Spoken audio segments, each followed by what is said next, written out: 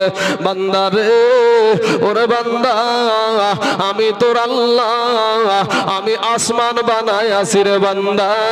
ওরে বান্দা, আমার বলি নাই রে বান্দা, আমি জমিন বানাই আসি রে বান্দা, আমার বলি নাই। আমি সূর্য বানালছি, আমার বলি নাই। আমি চন্দ্র বানালছি, আমার বলি নাই। ওরে বান্দা, তুই হলি আমার। জোরে জোরে বলুন সুবহানাল্লাহ। এ যুবক, গুনাহ নিয়ে কবরে যায় না রে ভাই, একটা সেকেন্ডের আযাব সহ্য করতে পারবা না রে বাবা। ও সোনা মানিক, 500 বছরের রাস্তা জাহান্নামের আগুন দূরে থাকতে তোমার আমার দেহের মাংসগুলা খসে খসে জমিনে পড়ে যাবে। আজ গোরস্থান ময়দানে জলসা গো।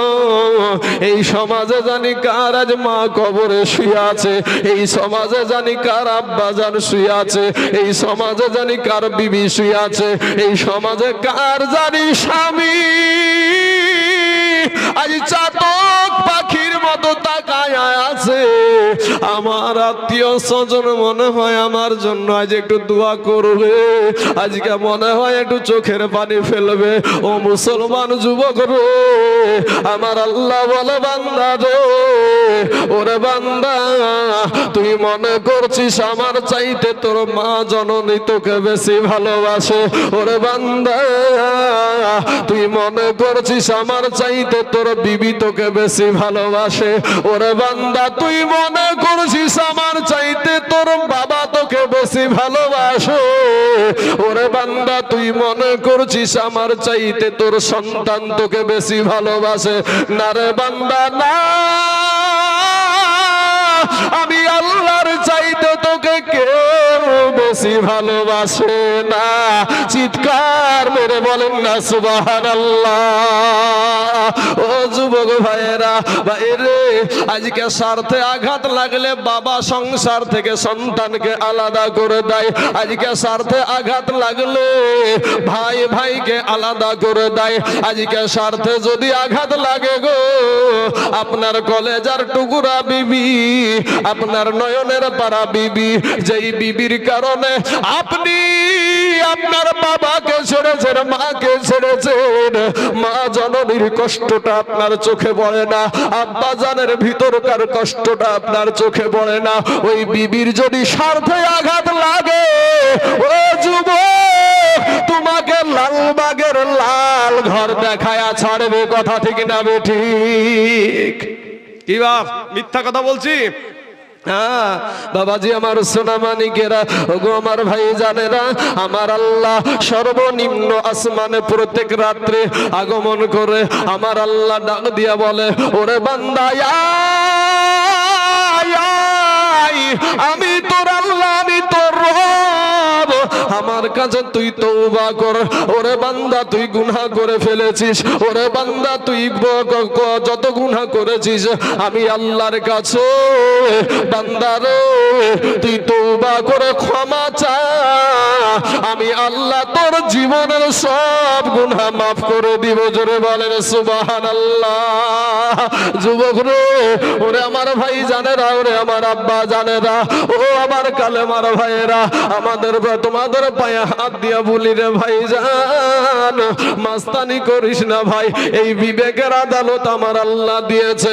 প্রত্যেকটা মানুষের বিবেকের আদালত আছে বাবা।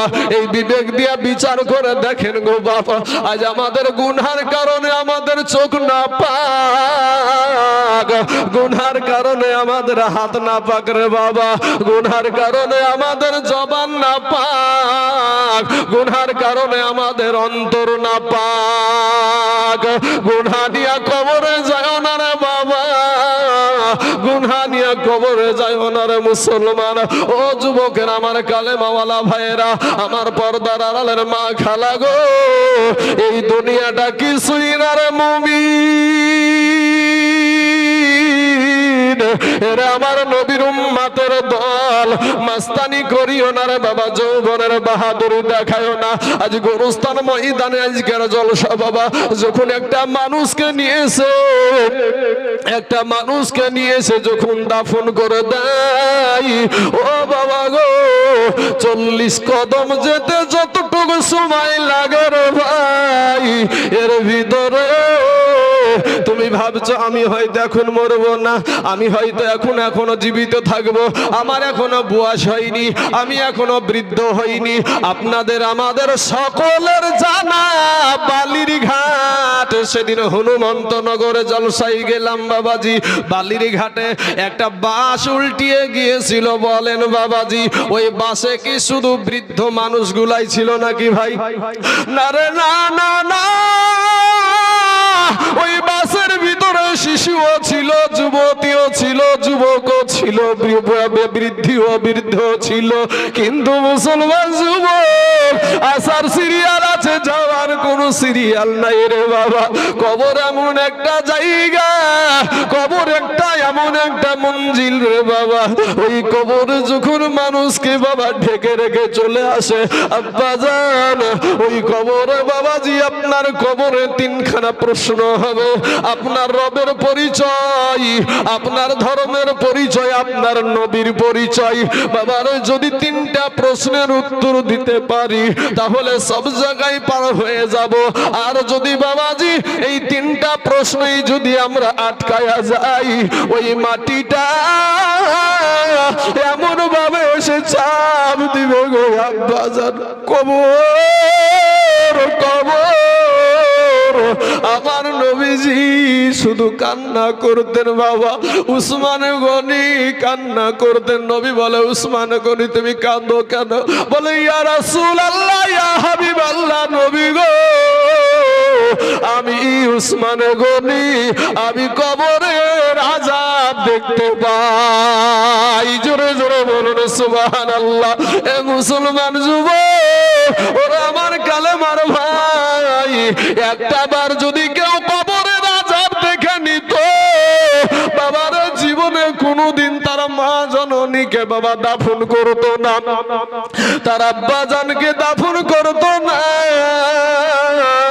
ও মুসলমান বাবাজি, আপনারা হয়তো বিশ্বাস করেন না, কিন্তু বৃদ্ধ বাবজিদেরকে, মুরব্বীদেরকে জিজ্ঞাসা করবারে বাবা, তোমরা তো এখন ফ্রি ফায়ার নিয়ে পড়ে আছো, পাবজি গেম নিয়ে পড়ে আছো, মোবাইল নিয়ে পড়ে আছো, তালাশ করো না কত কবরে রাতের বেলাতে বাবা আগুন দেখা গিয়েছে। এরকম ইতিহাস আছে না নাই বাবা? এরকম ইতিহাস অনেক আছে। ও মুসলমান, আবার কোনে কবরে 30 বছর 40 বছর পরে আবার আপনার কাফন সহ তাজা লাশ পর্যন্ত পাওয়া গেছে। এরকম ইতিহাস আছে না নাই বাবা? এরকম ইতিহাসও আছে। যারা বাবা তাজা লাশ সহ কাফন সহ পাওয়া গেল, তালাশ করে দেখেন তারা ছিল নামাজি, তারা ছিল সত্যবাদী, এই জবান দিয়া মিথ্যা কথা বলতো না, এই চোখের জেনা তারা করতো না, এই হাত দ্বারা কাউকে বাবা আক্রমণ করতো না, এই অন্তর দ্বারা খারাপ নিয়াত করতো না। কিন্তু ভাই রে, আজ আমাদের হাতের দ্বারাই মানুষ কষ্ট পায়, অন্তর দিয়ে খারাপ নিয়াত করি বাবা। ও সোনামানি, এই চোখ দিয়া নারীদের সাথে বাবা চোখের জেনা হয় না, হয় না ভাই? কথা বলতে হবে, হয় না, হয় না? এই চোখের দ্বারাই জেনা হয় রে বাবা, এই চোখের দ্বারাই গুনাহ। আমার আল্লাহ বলে, বান্দা রে, তুই এত গুনাহ করিস রে বান্দা, এরপরেও তোর জন্য আমি বাতাস বন্ধ করে দিই নাই, এরপরেও তোর জন্য আমি পানি বন্ধ করে দিই না, এরপরেও আমি তোর জন্য সূর্যের আলা বন্ধ করে দিই না, রাতের অন্ধকার বন্ধ করে দিই না। এ মুসলমান যুবক, ও ভাইয়ের আমার সোনা মানিক, আমার আল্লাহ যদি অর্ডার করে দেয়, পিপিড়াকে যদি বলে, পিপিড়া রে আমার বান্দার ঘুম হারাম করে দে, পারবেন নাকি ঘুমাতে? পারা যাবে? পারা যাবে না। শোনা যুবক, আমরা মশারি টাঙাই না বাপ, মশারি টাঙাই, কিন্তু বলেন এই মশারি টাঙানোর পরে সারা রাতের ভিতরে একটা দুইটা মশা ভিতরে প্রবেশ করে না, করে না গো ভাই?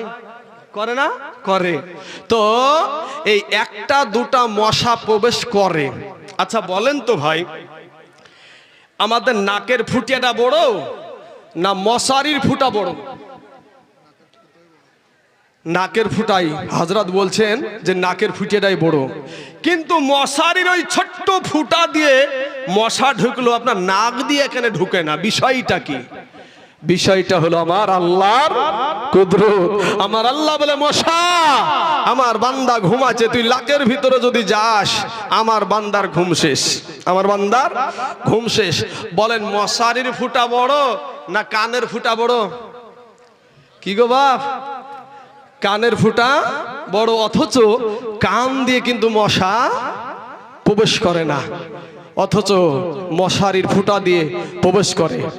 একটু কমিটির ভাইদেরকে বলবো যে ওই জায়গাতে চিৎকার হচ্ছে, ওই চিৎকারটা স্টেজে আসছে, এতে থেকে আপনাদের সবার ক্ষতি আসবে। ওখানে এত চিৎকার কেন হবে, কিসের জন্য হবে? কমিটির ছেলেরা কই? আল্লাহু আকবার। আল্লাহ আমাদের সকলকে হেদায়েত দান করুক, সকলে বলেন আমিন। যাক বাবা, ওরা যেমন তাই করুক, আল্লাহ যাকে হেদায়েত করবে সে হেদায়েত হবে। মাই ইয়াহদিল্লাহু ফাহুয়াল মুহতাদি ওয়া মাই ইউদলিল ফালান তাজিদ লাহু ওয়ালিয়া মুরশিদা।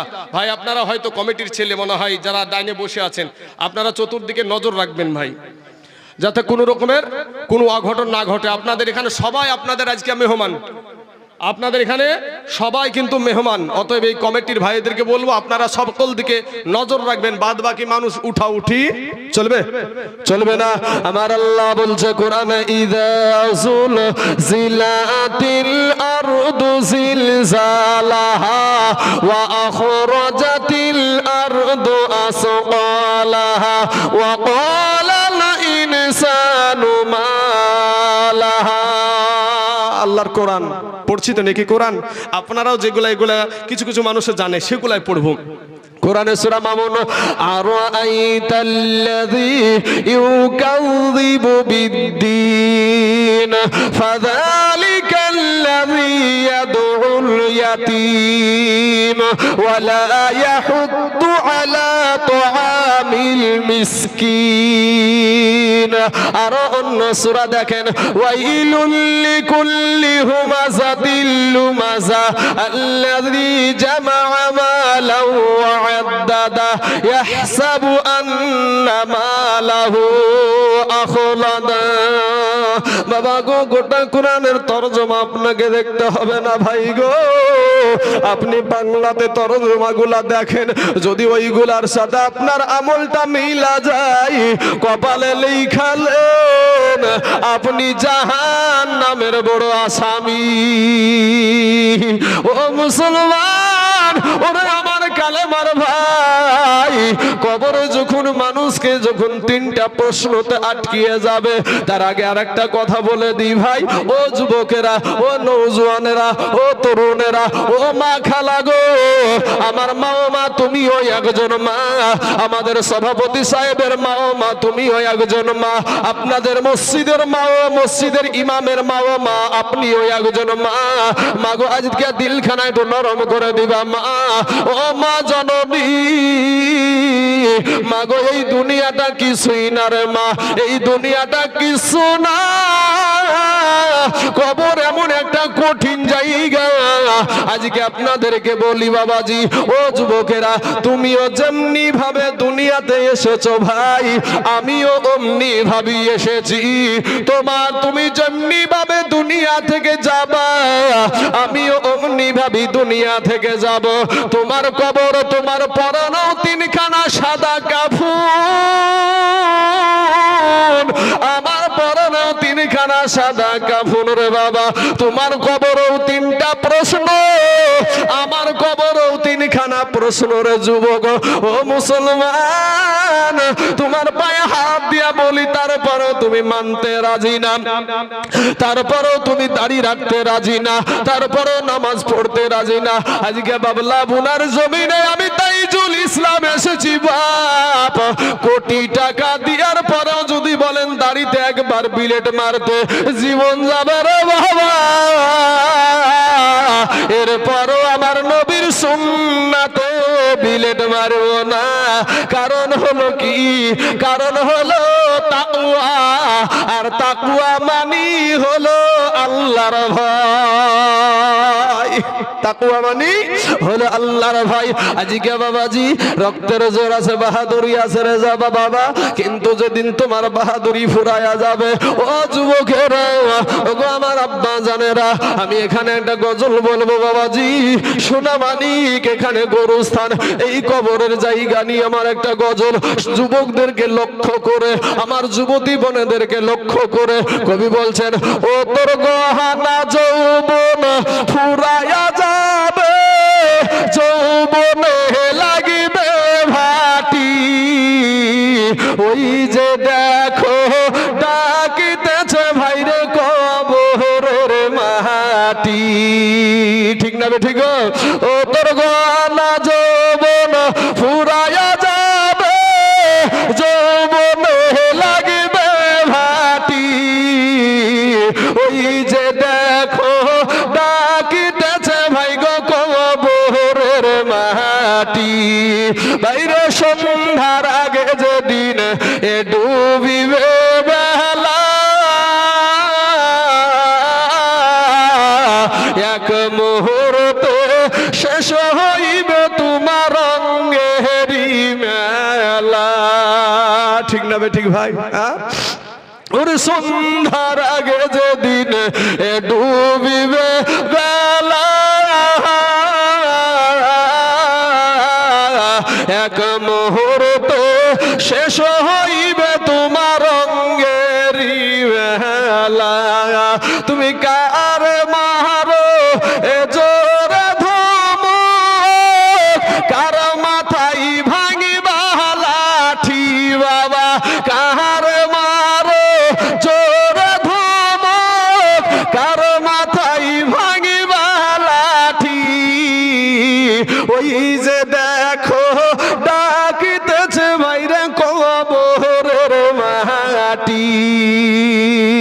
ঘুইরা মরো তুমি এই মায়ারি পিছে, এত আশা ভালোবাসা সবই যে মিছে, কোনদিন জানি আইসা পড়ে আজরাইলের হাতের চিঠি বাবগো, কোনদিন জানি আইসা পড়ে আজরাইলের হাতের চিঠি, ওই যে দেখো ডাকিতেছে বাইরে কবরের মায়াটি। খবর পেয়ে এ খবর পেয়ে আসবে আত্মীয় স্বজন, চতুর্পাশে বসে তারা করিবে কন্দন। ঠিক বলছি তো বাপ? ঠিক বলছি তো? হ্যাঁ, ওরে খবর পেয়ে আসবে আত্মীয় স্বজন, চতুর্পাশে বসে তারা করিবে কন্দন, মনের মতো সাজায়া দিবে কি সুন্দর পরিপাটি, ওই যে দেখো ডাকিতেছে ভাই গো কবরের মাটি, ওই যে দেখো ডাকিতেছে মাগো কবরের মাটি, ওই যে দেখো ডাকিতেছে বনরা কবরের মাটি। আল্লাহুম্মা সাল্লি আলা সাইয়্যিদিনা মাওলানা মুহাম্মদ ওয়ালা আলে সাইয়্যিদিনা মাওলানা মুহাম্মদ সাল্লাল্লাহু আলা মুহাম্মাদিন সাল্লাল্লাহু মোহাম্মদ হরদম জবান কালো পাক নাম মোহাম্মদ হরদম জবান কালো শফিয়ানা মুহাম্মদ সাল্লাল্লাহু আলাইহি ওয়াসাল্লাম। বাপ আল্লাহ কোরআনে বলছেন মাইয়াহদিল্লাহু ফাহুয়াল মুহতাদি ওয়া মাইয়ুদলিল ফালান তাজিদ লাহু ওয়ালিয়াম মুরশিদা। আল্লাহ যাকে হেদায়াত করবে সে হেদায়াত পাবে, আর আল্লাহ যাকে হেদায়াত করবে না তার জন্য মুরশিদ মিলবে না, ভালো জায়গা মিলবে না। তো যারা বাবাজি রাস্তায় ঘোরাঘুরি করছে বাবাজি তাদের জন্য ভালো জায়গা মিলবে না। বাবা আপনারা যেখানে বসে আছেন অবুজের মতন, কেউ কি 10 টাকা পাবার আশায় আছেন এখানে? কেউ 10টা টাকা পাবার আশাই নাই। কোনো যত অনেক যুবক ছেলেরা বসে আছে, আরও অনেক তরুণেরা বসে আছে এখানে 10টা টাকা পাবার আশায় না, 10 টাকা দেবার আশায় বসে আছে। ঠিক না বে ঠিক গো? 10 টাকা দেবার আশায় বসে আছে। আব্বা জান আমার সোনা মানিকেরা, ও গো আমার যুবক ভাইয়েরা, কবর এমন একটা জায়গা রে বাবা, একটা মানুষের কবরে বাবা ৭০ থেকে ৯৯টা বিষধর সাপ ছেড়ে দেওয়া হবে। এ মুসলমান, একটা সাপের বাবা 9টা করে মুখ হবে। আল্লাহর নাফরমান বান্দা যারা হবে গো, ওই ৯৯টা সাপের 9টা করে মুখ হবে বাবা, একসঙ্গে ছবল মারবে রে বাবা। সোনাবানি এই বাবু আপনাকে আঘাত করতে থাকবে, আল্লাহ কবরে ফারিস্তা পাঠাবে রে বাবা, এমন ভাবে আপনাকে হাতুর দিয়া মারবো ৭০ গজ মাটির নিচে নামায়া দিবে। মাটির যখন চাপ দিবে একদিককার হাড়ার একদিকে বেরিয়ে যাবে রে বাবা। কিমন করে কবরে থাকবার মুসলমান, সেখানে তো কেউ তোমার থাকবে না, বাবা থাকবে না, ভাই থাকবে না, বোন থাকবে না, মা থাকবে না। আজকে এরপরও তোমার দিল নরম হয় না, এরপরও তোমার দিলটা নরম হয় না। আমাদের চোখে পানি আসে না রে বাবা, বুঝে নিতে হবে গুনহাই গুনহাই আমাদের কালটা একেবারে পাথর হয়ে গেছে। আজকে আপনি নবীর জীবনী পড়ে দেখুন, সারা জীবন কান্না আর কান্না। হযরতে আবু বকর সিদ্দিকের জীবনী পড়ে দেখুন, সারা জীবন কান্না আর কান্না। জান্নাতের সার্টিফিকেট পাওয়া সাহাবী হযরত শের খোদা আলীর জীবনী পড়ে দেখুন, কান্না আর কান্না। ওসমানে গনি রাদিয়াল্লাহু তাআলা আনহুর জীবনী পড়ে দেখুন, সারা জীবনটা কান্না আর কান্না। কিন্তু পায়ে হাত দিয়া বলি, এরপরও তোমরা বাবাজি শুনতে রাজি না রে যুবক। যাই বাবাজি, আমি আপনাদেরকে বলবো, তোমাদের একটা মতো, তোমাদের মতো একটা যুবক, তোমাদের মতো একটা তরুণ, যার নাম ছিল বাবাজি আব্দুল উজ্জা। ছোট অবস্থায় বাবাজি আম্মা জননী মারা গেছে, বাবা বিবাহ করেছে পরের পরে। এবার যখন পরে বিবাহ করেছে সতার মা কারো কারো ভালো হয়ে যায়, আর যদি বাবা খারাপ হয় তার দুঃখের শেষ হয় না রে বাবা। সোনামানিক এই আব্দুল উজ্জা ছোট্ট অবস্থায় কিছুদিন পরে তার বাবাও দুনিয়া থেকে বিদায় নিয়েছে। কিন্তু কবি বলছেন, বাল্যকালে এ মা বাবা যা